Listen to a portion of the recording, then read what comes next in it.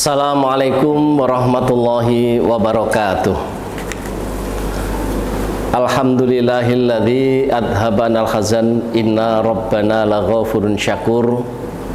Asyhadu an la ilaha illallah wa asyhadu anna Muhammadar Rasulullah sallallahu alaihi wasallam wa ala alihi wa ashabihi amma ba'd. Para pemirsa kaum muslimin yang kami cintai dimanapun berada, di dalam kesempatan Mutiara Hikmah saat ini, perkenankanlah kami selalu manjatkan puji syukur kehadirat Allah yang telah memberikan nikmat dan rahmat pada kita semua, sehingga di kesempatan ini kita bisa berjumpa lagi dalam acara Mutiara Hikmah di bulan Ramadan tahun 2025 dalam keadaan sehat walafiat, tidak ada halangan suatu apa. Semua kami syukuri dengan kalimat syukur alhamdulillahirabbil alamin. Selanjutnya salam serta salawat semoga tercurahkan kepada junjungan kita Nabi besar Muhammad sallallahu alaihi wasallam dengan iringan doa Allahumma sholli ala Muhammad wa ala ali Muhammad. Para kaum muslimin wal muslimat yang kami cintai dimanapun berada, dalam kesempatan ini kami akan menyampaikan tema yang berjudul 7 golongan yang akan mendapatkan naungan Allah besok di hari kiamat. Para kaum muslimin yang kami cintai, di sini kami akan mengutip sebuah hadis dari Rasulullah yang diriwayatkan oleh Imam Muslim, bahwa dalam sebuah hadis itu beliau Rasulullah bersabda, an Abi Hurairah anin Nabi sallallahu alaihi wasallam qol sab'atun yudhilluhumullahu fi dhillihi yauma la dhilla illa dhilluhu. Dari Abu Hurairah, dari Nabi, beliau bersabda bahwa ada 7 golongan yang akan mendapatkan naungan dari Allah besok di harinya, yang hari itu tidak ada naungan kecuali naungannya Allah. Yaitu yang pertama, al-imamul adil, seorang pemimpin yang adil. Yang pertama kali yang akan mendapatkan naungan di sisi Allah adalah seorang pemimpin yang adil, seorang imam yang adil. Baik adil di dalam hukum, di dalam menghukumi masyarakatnya, rakyatnya, juga adil di dalam keluarganya, juga adil di dalam mengatur pada rakyatnya. Lah ini salah satu yang mendapatkan naungan Allah besok di hari kiamat. Kemudian yang kedua, yaitu wasyabun nasya'a bi ibadatillah, seorang pemuda yang tumbuh di dalam beribadah kepada Allah. Yang dimaksud wasyabun nasya'a bi ibadatillah ini adalah seorang pemuda yang sejak kecil dia dilahirkan di kalangan orang yang beriman, seorang mukmin. Sejak kecil dia ikut beribadah dengan tertib bersama dengan orang tuanya sampai dia dewasa, sampai dia wafat dalam keadaan beribadah kepada Allah. Pemuda yang seperti inilah nantinya juga akan mendapatkan naungan Allah besok di hari yang hari itu tidak ada naungan kecuali naungannya Allah, yaitu besok di hari kiamat. Kemudian yang ketiga, warajulun qalbahu mu'allaqun fil masajid. Yang ketiga yaitu seorang laki-laki yang hatinya digantungkan di dalam masjid. Yang dimaksud digantungkan di dalam masjid yaitu seorang laki-laki itu selalu ingat beribadah kepada Allah.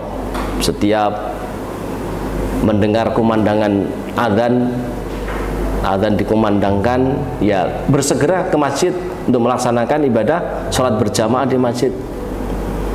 Di masjid ada acara majelis taklim, ya dia hadir di situ.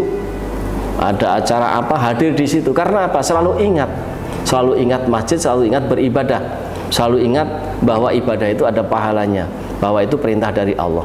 Nah, seorang laki-laki yang seperti ini, yang selalu digantungkan hatinya dalam masjid, ini juga termasuk salah satu seseorang yang akan mendapatkan naungan Allah besok di hari kiamat. Kemudian yang keempat, warajulani tahabba fillah ijtama alaihi wa tafarraqa alaihi, yaitu dua orang laki-laki yang saling mencintai sebagai sahabat karib di dalam urusan Allah. Mereka berdua berjumpa dalam suatu majelis, ya dalam urusan Allah. Dia berpisah juga dalam urusan Allah.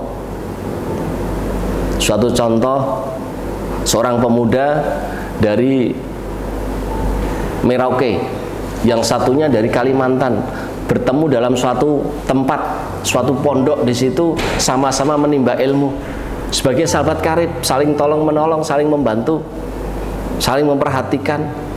Kemudian setelah itu dia berpisah karena sama-sama sudah lulus dari pondok itu, meneruskan berjuang di sana-sana untuk menyampaikan ilmu yang dia dapatkan juga dalam urusan Allah. Suatu ketika bertemu lagi, misalkan dalam acara asrama ataupun apa, ini juga dalam urusan Allah. Dua orang pemuda yang seperti itulah juga termasuk seseorang yang akan mendapatkan pertolongan Allah besok di hari kiamat. Kemudian yang nomor 5, yaitu warajulun da'athum ra'atun dzatum mansibin wa jamalin faqala inni akhafullah. Yang nomor 5 yaitu seorang laki-laki yang diajak maksiat oleh seorang perempuan berpangkat, cantik, namun dia tidak terpengaruh. Dia bilang, ini akhafullah, saya takut pada Allah. Jadi lebih takut kepada Allah daripada menuruti hawa nafsunya. Sangat berat sekali ini. Nah, karena beratnya seperti ini, maka pahalanya besar sekali.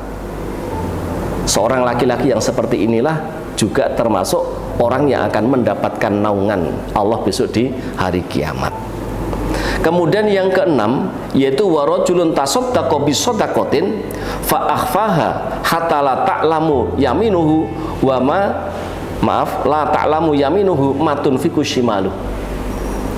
Seorang laki-laki yang sedekah dengan sebuah sedekah yang disamarkan.